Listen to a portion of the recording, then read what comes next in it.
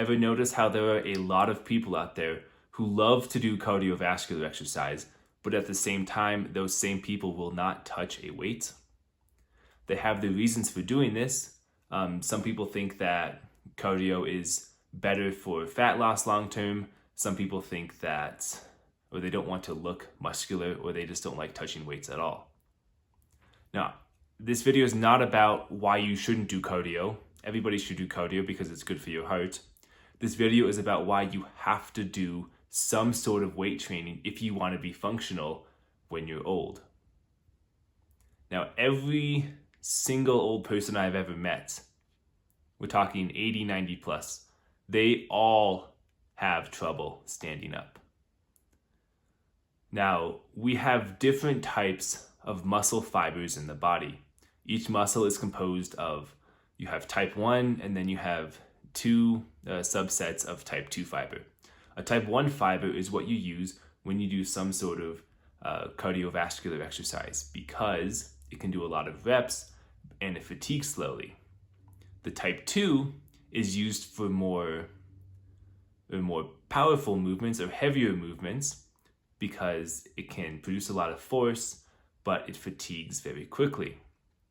Now, when you're 90 and you're trying to stand up, you are essentially reliant on the type 2 fiber. If you did not train the type 2 fiber throughout your life, you focused more on the type 1, you will likely have a lot of difficulty when trying to stand up. So we have to lift weights in order to increase the type 2 fiber strength.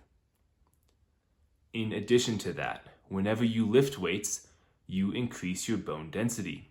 This is because the resistance of the weights on your bones causes them or stimulates them to get stronger.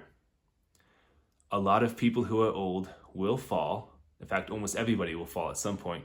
Many of them will have a fracture in whatever part they hit because the bone is weak. The more weights you lift, the stronger the bone will be, and the less likely you are to have that fracture. Now, muscle isn't only good for being strong. One of the benefits that is often overlooked is that when you have a lot of muscle, you have a higher metabolism, or what we call a basal metabolic rate. What this means is that at rest, you will burn more calories than somebody who has less muscle.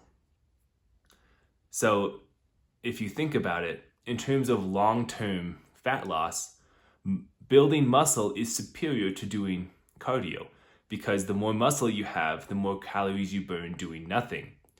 Now, you burn calories during cardio when you're actually exercising or immediately after exercise, but that doesn't help you throughout the rest of the day or when you're sleeping.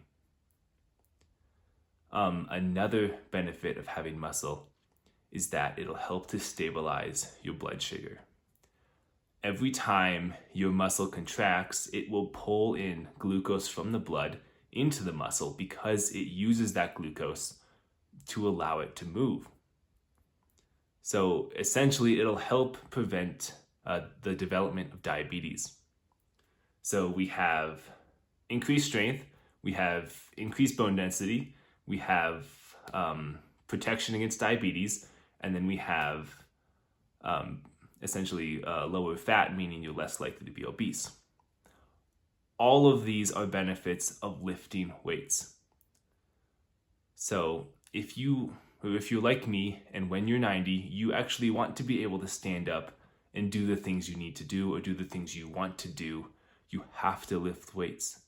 Otherwise, you will be significantly weaker and you will be almost dependent or possibly dependent on other people to help you do even the most basic things in life.